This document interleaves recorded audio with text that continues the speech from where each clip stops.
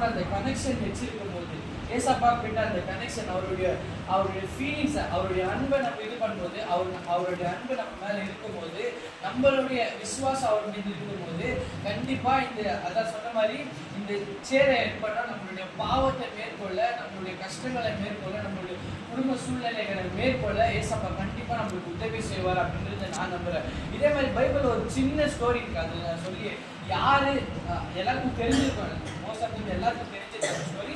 So இருந்தாலும் அந்த ஸ்டோரியை வச்சு நான் நீங்கள் எல்லாரும் வெள்ளப்படுத்தணும் அப்படின்னு சொல்லுவாங்க. நான் சொல்றேன், தானியல் இப்போ நம்ம தொடர்ச்சியாக 300 நாள் நம்ம தானியலோடைய ப்ரேயர் நம்ம பண்ணிட்டு இருக்கோம் இல்லையா.